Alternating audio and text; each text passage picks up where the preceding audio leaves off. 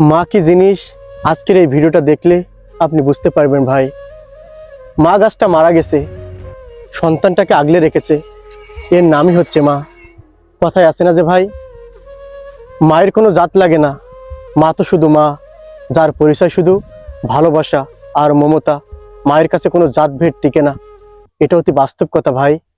মা গাছটি মারা গিয়েও সন্তানকে যেভাবে আগলে রেখেছে, এটাই বলে দেয় পৃথিবীতে মায়ের মতো আপনজন আর কেউ হয় না। মায়ের মতো আপনজন আর এই পৃথিবীতে কেউ হয় না। তাই মা বেঁচে থাকলে মাকে সেবা করুন, মাকে যত্ন করুন, মাকে আগলে রাখুন। মা বৃদ্ধা হলে মা কি চায়, আপনার কাছে কি চাচ্ছে, এগুলো দেওয়ার চেষ্টা করুন ভাই। মা তো শুধু মা।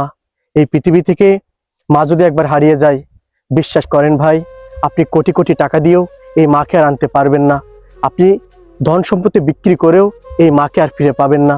তাই মা বেঁচে থাকলে মাকে সেবা করুন, মাকে যত্ন করুন। এ ভাই, আপনি তো কোনো একটা মায়ের সন্তান, অবশ্যই আপনার জান্নাতটি আপনার মায়ের পায়ের তলাতে।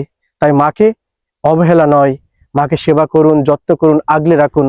দেখছেন না ভাই, এই মা খেজুর গাছটা মারা গিয়েও সন্তানকে মায়ের সাথে একসাথে রেখে কত সুন্দর আগলে রেখেছে। সেই সন্তান এখানে সুন্দর মিষ্টি খেজুরের রস দিচ্ছে, সেখান থেকে গাছি ভাই রস সংগ্রহ করছে। এর প্রমাণ কি জানেন ভাই? এই গাছটি বুঝিয়ে দিয়ে গেল, আমি মা মরে যেতে পারি, তারপরেও আমি সন্তানকে আগলে রাখতে চাই, আমি সন্তানকে আগলে রেখে যেতে চাই, আমি সবসময় সন্তানের সিকিউরিটি হয়ে থাকতে চাই। এটা কিন্তু তার প্রমাণ। মা মারা গিয়েও সন্তানকে যেভাবে আগলে রেখেছে। তাই কথায় আছে যে মায়ের কোনো জাত লাগে না, মা তো শুধু মা, যার পরিচয় শুধু ভালোবাসা আর মমতা। মায়ের কাছে কোনো জাত ভেদ টিকে না, এই গাছটাই তার প্রমাণ। আমার পৃথিবী আলো ঝলমল, আমার মায়ের কারণে। আমার পৃথিবী আলো ঝলমল, আমার মায়ের কারণে।